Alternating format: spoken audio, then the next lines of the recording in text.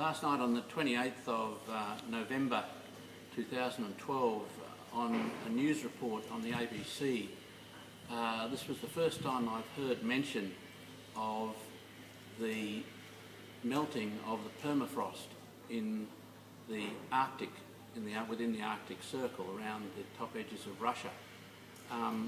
These sorts of scenarios are talked about in various books on climate change, and prior to this I had dismissed them as being just simply too catastrophic to even consider, and therefore thought of them as bullshit. And there it is on the evening news that the rate of melting of the polar ice cap, the northern ice cap, is accelerating. This is catastrophic in my opinion if it is true that it's happening at this rate.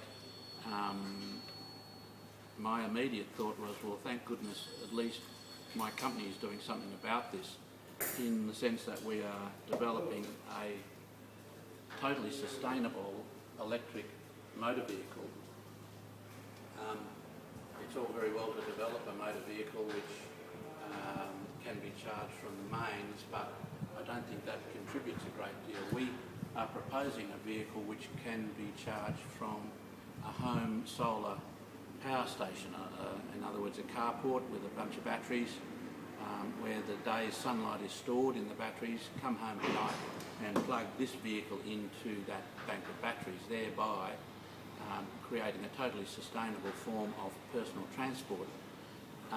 We're also seeking to extend the range of the vehicle beyond anything that's on the road at the present time, and this involves a couple of principles. Firstly, that we have designed the body shape of the road, what we call the roadie. This is called the roadie. Say hello. Hello. The roadie to be aerodynamically clean along the lines of our aircraft. So it's a tadpole-shaped body, and it's designed around the wonderful principle of form follows function. In other words, the car's not designed around focus groups or what somebody thinks a car should look like. It's simply designed around good, sound aerodynamic principles. And the second attribute of the roadie is that it's as light as possible. I can nearly pick up one wheel. So they're the two principles of the body shape. The next principle to extend the range as far as possible is a very big battery, which you can see here, just the front of it, which is a lithium-ion battery that we hope will take the roadie as far as Ballina to Grafton, 135 k's, and perhaps a small part of the way back. So that's our contribution. If everybody in Australia had a roadie and drove a roadie for their weekly commute to and from work or whatever, then this would substantially reduce the carbon footprint of the travelling public, or the car driving public.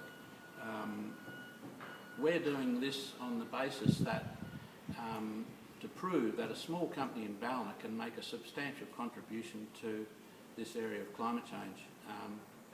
And if we can do it, then why aren't the bigger manufacturers doing it? We hope to make this car available at a reasonable price, and that's basically the reasons behind why we're doing the car. Other factors in the project, or the basic facts of the car, are that it's three-wheel. It has two wheels at the front, disc brakes at the front and one wheel at the back. So it's partly a motorbike. It comes from a motorbike heritage. And nobody in the company's ever driven a motorbike, as it turns out, but the car, because it has three wheels, it doesn't have a differential, doesn't have a rear end, and that keeps the vehicle as light as possible. So that's about where we are with the roadie. We hope to have it driving next week, which will be the first week in December 2012, and from there on we will then proceed to get it roadworthy, and then following hopefully successful test trials and so on, we will start to look at commercialising the roadie.